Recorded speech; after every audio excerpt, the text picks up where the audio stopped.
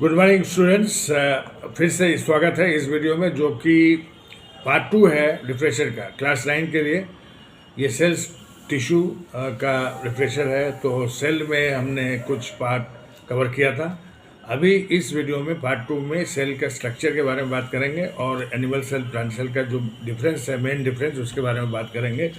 तो structure of the cell जो है उसमें आपको मेन पॉइंट्स याद रखने हैं कि एनिमल सेल में सिर्फ सेल मेम्ब्रेन है जो कि सेल को कवर कर रहा है, सेल को प्रोटेक्ट कर रहा है, सराउंड कर रहा है। और सेल मेम्ब्रेन लिपोप्रोटीन का बना हुआ है। एनिमल सेल में सिर्फ सेल मेम्ब्रेन है, एक ही लेयर है जो सेल मेम्ब्रेन का है, लिपिड और प्रोटीन का बना हुआ है। तो ये मेम्ब्रेन को अगर देखा जाएगा माइक्रोस्कोप में तो उसमें बीच में आपका जो लिपिड का लेयर है, फिर चारों तरफ प्रोटीन है। तो ये जो है उसका स्ट्रक्चर है। फिर उसका काम जो है वो सेमी परमेबिलिटी है, सब सब्सटेंस को, मटेरियल को अंदर नहीं जाने देगा, और जो भीतर का वेस्ट है उसको सबको आने बाहर नहीं देगा, वेस्ट हो चाहे कोई भी सब्सटेंस हो। इसलिए ये बहुत प्रोटेक्टिव लेयर है और सेमी परमेबल है। तो इसके बारे में आपको याद रखना है। और प्लांट सेल में सेल वॉल भी होता है, सेल मेम्ब्रेन भी होता है, सेल वॉल भी होता है। सेल वॉल बहुत हार्ड होता है और बहुत प्रोटेक्टिव होता है। इसमें सेलुलोज होता है, सेल वॉल सेलुलोज का बना होता है। सेलुलोज जो है इसको हार्ड और रिजिड बनाता है सेल वॉल को, लेकिन ये फ्रीली परमेबल है, कोई भी सब्सटेंस इसके अंदर जा सकता है। बट ये सेल को बहुत अच्छी तरह से प्रोटेक्ट करता है, बिकॉज इट इज़ बहुत हार्ड है ये, ठीक है ना, सेलुलोज का बना हुआ है। अगर हम अंदर जाएंगे इसके बाद naturally cell membrane, cell wall जो है उसका सराउंडिंग मेम्ब्रेन है। अब सेल के अंदर जाएंगे तो साइटोप्लाज्म मिलेगा। साइटोप्लाज्म भाई क्या है? वो प्रोटोप्लाज्म। सेल के अंदर जो है वो साइटोप्लाज्म है। न्यूक्लियस के अंदर जो साइटोप्लाज्म है वो न्यूक्लियोप्लाज्म है। अब साइटोप्लाज्म में जब साइटोप्लाज्म इसका ग्राउंड सब्सटेंस है तो इसमें सारे सेल पार्ट्स होंगे, सेल के दूसरे ऑर्गेनेल्स होंगे। ऑर्गेनेल्स मतलब सेल का पार्ट जिसका अपना अपना स्पेसिफिक फंक्शन है। तो साइटोप्लाज्म में जितने भी ऑर्गेनेल्स हैं वो हैं, तो वो अपना अपना काम कर रहे हैं। किस लिए काम कर रहे हैं? ताकि बायोकेमिकल रिएक्शन जितना भी है वो सब प्रोसेस जो है वो सेल के अंदर हो सके। तो नेचुरली उसी तरह से जो है सबका काम बटा हुआ है, डिवीजन ऑफ लेबर है। जैसे माइटोकॉन्ड्रिया में क्या हो रहा है, जो ग्लूकोज अंदर आ रहा है वो उसका ब्रेकडाउन हो रहा है, लेकिन सबसे पहले ग्लूकोज का ब्रेकडाउन साइटोप्लाज्म में होता है, जो कि 6 कार्बन कंपाउंड से 3 कार्बन कंपाउंड में चेंज होता है, जिसको पायरुवेट बोलते हैं। पायरुवेट फिर माइटोकॉन्ड्रिया में आके फिर फर्दर ब्रेक होगा तो एनर्जी मिलेगा, एटीपी 38 एटीपी मिलेगा, और ऑक्सीजन के साथ ये टूटता है, ऑक्सीजन के साथ कंबाइन होता है, ठीक है ना। वो माइटोकॉन्ड्रिया डबल लेयर्ड ऑर्गेनेल है, उसमें 2 मेम्ब्रेन है, इसलिए जो इनर मेम्ब्रेन है डबल मेम्ब्रेन ऑर्गेनेल है माइटोकॉन्ड्रिया। तो इसको याद रखना होगा। और उसमें जो इनर मेम्ब्रेन है वो फोल्ड्स में चेंज हो जाता है, फोल्ड्स में वो उसका शेप आ जाता है। जो फोल्ड जो है उसी में क्रिस्टी होता है, और क्रिस्टी में ही ये पायरुवेट का ब्रेकडाउन होता है। तो ये सब माइटोकॉन्ड्रिया का बात है जो आपको याद रखना है। पावर तो मिल गया, इसलिए ये पावर हाउस है। एनर्जी दे रहा है तो पावर दे रहा है, बिना एनर्जी के और सब काम तो होगा नहीं, बिना एनर्जी के कोई भी काम नहीं होगा। इसे सबसे पहले माइटोकॉन्ड्रिया की बात करेंगे, और ये पावर हाउस है, क्यों है उसका भी आप चर्चा हमने किया। और जब एनर्जी दे दिया तो क्यों एनर्जी दिया? इसलिए कि जो ग्लूकोज टूटा उसके बाद जो प्रोटीन बनेगा, फैट बनेगा, जो आया है उसका इस्तेमाल होगा। जो सेल के अंदर आया है एब्जॉर्ब होके, डाइजेस्ट और एब्जॉर्ब होके ब्लड के साथ उसका इस्तेमाल होना होगा, ताकि एंजाइम और हार्मोन बने। तो ये जो बनेगा तो सबसे पहले तो जो प्रोटीन है या फैट है वो सेल के चारों तरफ डिस्ट्रीब्यूट होगा। वो डिस्ट्रीब्यूट कौन करता है? खास करके गोल्गी बॉडी में, क्योंकि गोल्गी बॉडी इसको पैकेज करेगा। तो ये डिस्ट्रीब्यूशन चैनल जो है वो उसको क्या बोलते हैं? एंडोप्लाज्मिक रेटिकुलम, जो कि सेल मेम्ब्रेन से लेकर न्यूक्लियर मेम्ब्रेन तक होता है। अगर इसमें राइबोसोम लगा होगा तो रफ होगा, अगर नहीं होगा तो स्मूथ होगा। रफ वाला जो एंडोप्लाज्मिक रेटिकुलम है वो प्रोटीन को सिंथेसाइज करता है, प्रोटीन को असेंबल करता है और पहुंचाता है दूसरे पार्ट्स में, गोल्जी बॉडीज़ में खास करके। और जो स्मूथ है वो क्या करता है, वो फैट को पहुंचाता है।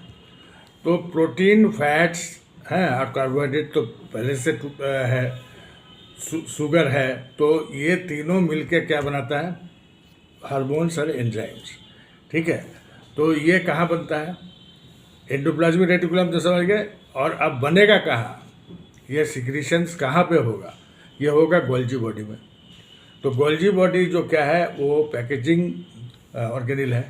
वो सारे जो सब्सटेंस, एसेंशियल सब्सटेंस आए हैं उसके पास, उसमें वो एंजाइम्स और हार्मोन्स उसमें सिक्रीट हो रहा है।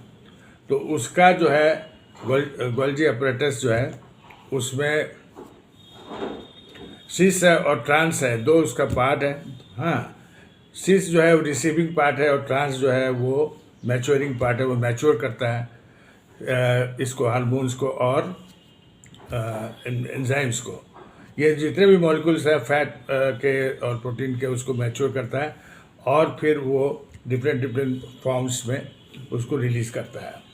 उसमें सिक्रीशंस है उसके, हार्मोन्स और एंजाइम्स। तो इतना आपको इसके बारे में, गोल्जी अपरेटस के बारे में जानना होगा, गोल्जी बॉडी के बारे में जानना होगा कि ये जो है पैकेजिंग ऑर्गेनिल है सेल का, और ये सिक्रीशंस रिलीज करता है जो कि मेनली एंजाइम और हार्मोन है। ये 3 पार्ट तो हो गया। न्यूक्लियस के बारे में पहले ही हमने चर्चा किया है। अब जो है कुछ राइबोसोम्स होंगे, प्रोटीन मॉलिक्यूल्स, और एनिमल सेल में लाइजोसोम होगा जो कि एंजाइम्स, बहुत सारे एंजाइम्स है इसमें। तो बैक्टीरिया अगर कोई आएगा तो उसको डिस्ट्रॉय करेगा, और नहीं तो अपना ही कोई पार्ट डैमेज होगा तो उसको भी डिस्ट्रॉय करेगा, इसलिए इसको सुसाइडल बैग बोलते हैं। सो लाइजोसोम प्लांट सेल में बहुत कम होता है, नहीं के बराबर है। और प्लांट सेल और एनिमल सेल में और जो फर्क है ये है कि प्लास्टिड्स होता है प्लांट सेल में, क्योंकि क्लोरोफिल जरूरी है फोटोसिंथेसिस के लिए। तो प्लास्टिड क्या है, क्लोरोप्लास्ट है उसमें, टिश्यू, एक स्पेशल टिश्यू है प्लांट सेल में होता है जिसमें क्लोरोप्लास्ट होता है। क्लोरोप्लास्ट में क्लोरोफिल होता है जो कि फोटोसिंथेसिस के लिए जरूरी है। और भी कलरिंग पिगमेंट कुछ होता है प्लास्टिड्स में, जैसे क्रोमोप्लास्ट, पिगमेंट वाला टिश्यू क्रोमोप्लास्ट, और लिकोप्लास्ट। क्रोमोप्लास्ट में रेड, ऑरेंज या येलो पिगमेंट्स होता है जो कि जैंथोफिल या कैरोटीन की वजह से है। और जो आपका न्यूट्रोफिल है वो, उसमें कोई कलर नहीं होता है, वो कलरलेस है, उसमें शुगर स्टोर होता है जो कि जनरली रूट्स में होता है। तो ये प्लास्टिड्स एनिमल सेल में नहीं है, इसलिए कि उसमें कोई क्लोरोफिल या कोई पिगमेंट का ज़रूरत नहीं है। तो ये एक डिफरेंस है। और दूसरा है कि प्लांट सेल में बहुत बड़ा बड़ा वैक्यूल होता है जो कि वाटर मिनरल इसके लिए इतना ज़रूरी है, हाँ, इसके सर्वाइवल के लिए। तो कहाँ स्टोर होगा, वैक्यूल्स में, इसलिए बड़ा बड़ा सेल में वैक्यूल होता है। सेल का ज़्यादा जगह वैक्यूल ही लेता है, इसलिए न्यूक्लियस साइड में हो जाता है। हाँ, और एनिमल सेल में जो न्यूक्लियस सेंटर में है और साइटोप्लाज्म पूरे सेल में ही है, लेकिन प्लांट सेल में चूँकि वैक्यूल इतना ज़्यादा जगह ले रहा है, तो जो इसका साइटोप्लाज्म है वो सिर्फ पेरिफेरी में है, साइड में है, और न्यूक्लियस भी साइड में है। ये भी एक डिफरेंस है। और फिर जो आपका प्लास्टिड हो गया, वैक्यूल हो गया, प्लांट सेल में सेल वॉल है, हमने पहले ही बताया, इसमें नहीं है, एनिमल सेल में नहीं है। ठीक ना, इसका जो है प्लांट सेल थोड़ा सा एनिमल सेल से बड़ा होता है।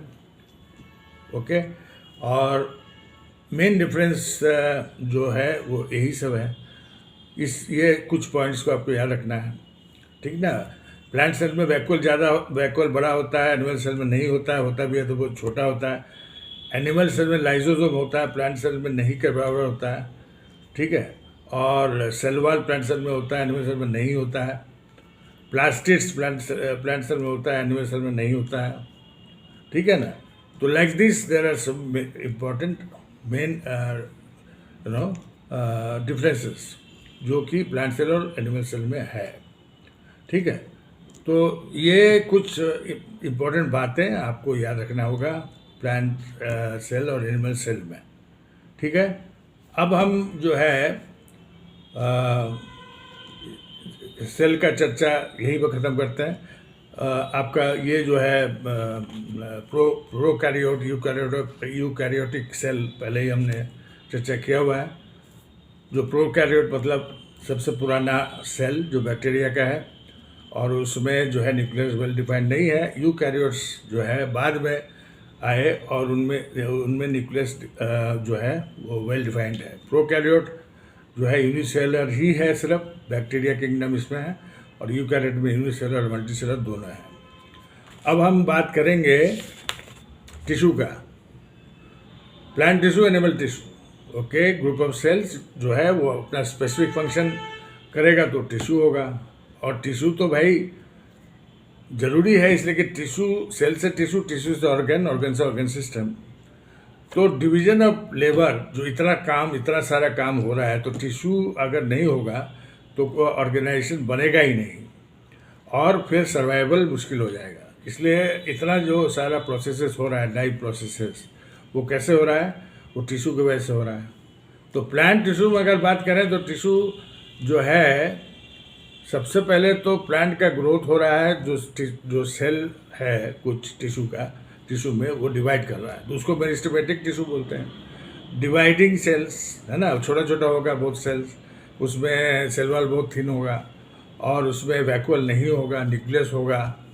हाँ, जो एपिकल मेरिस्टेम है, जो कि रूट एपेक्स या स्टेम के एपेक्स को बढ़ाता है डिवाइड करते हुए, सेल डिवाइड करता है, और जो चौड़ाई बढ़ाता है उसको लेटरल मेरिस्टेम बोलते हैं या कैम्बियम बोलते हैं, और जो नोड्स और इंटरनोड्स के बीच में होता है उसको इंटरकैलरी बोलते हैं। तो 3 टाइप का मेरिस्टेमेटिक टिश्यू है जो कि सेल डिवाइड करता है और ग्रोथ देता है, ग्रोथ कराता है। तो ये मेरिस्टेमेटिक टिश्यू के बारे में आपको जानना है। कुछ समय के बाद meristematic tissue simple permanent tissue में बदल जाता है। सिंपल परमानेंट टिश्यू जो प्लांट का है वो क्या है? Parenchyma, collenchyma, sclerenchyma.